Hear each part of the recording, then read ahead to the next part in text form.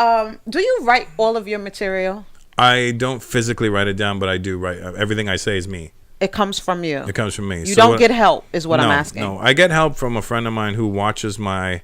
So what I do is I go on the road when I have no act, and I'll go play clubs for like weeks and weeks, months on end, and then I'll just freestyle until I get bits that I can continuously do. Okay. And then when I get that, do you make it like a story? Well, no. Here's what I do. So I just get like a bunch of pieces, and then I put it in a bowl. Okay. And then I do it the way I think it's going to be done, and then I have a friend named Ruben Paul who's a comic. And is he known? Not so much, but he's a good dude. Okay. And I get him to come and watch me, and he'll take notes, and then he goes, here's all the bits you did.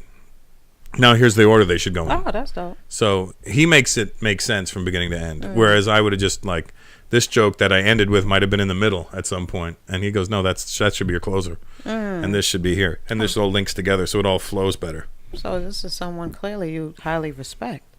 Yes. I mean, he's no Joey Medina, who happens to be here behind me. But anyway, a lot of us... Let me just rephrase that. When I say happens to be here behind me, I don't mean... you could have left it alone. I know, but just in case somebody's listening, did he just say? I was, yeah, by accident. Oh my God. There's a lot of people that, some of our favorite comedians that don't write, and, I don't know how you feel about it as a comedian, but it's how important I know a comedian is in quotes. I mean, because I'm just saying, like, how important is it to... I mean, to me, it's self-expression.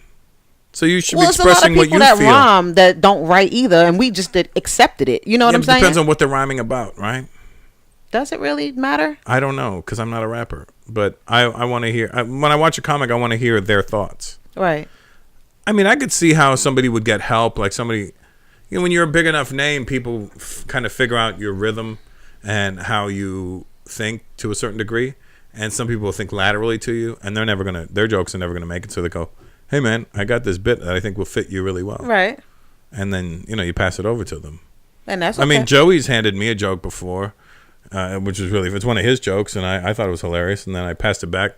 I used it a couple times, but I passed it back because I'm like, I feel dirty using it. You? Yeah, I couldn't. But it's a really funny joke. He said, out of all the Chinese people in the world, the Koreans are my favorite. And I love that joke, but I felt dirty doing it because I felt like this isn't my thought. I mean, it's funny as hell, but it's not my joke. I can't do it. I'm glad you won't continue with that joke. It's a hilarious joke. Oh my God. In addition to the freestyle, I also wanted to take a mention to how you bring race and culture into your comedy, which I sure do. I really enjoy a lot because people are super sensitive, hypersensitive nowadays. And people are hypersensitive about every word that comes out of your mouth nowadays. That's right. And they're stereotypical. And what you do to me is you say everything that we're thinking.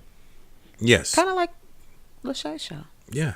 Well, you just say it. The goal is to make the people in the audience understand that these thoughts that they have are perfectly normal, right, and not racist. Right. These are just questions you have in your head, and for some reason nowadays, we all have a little bit of racist in us, though.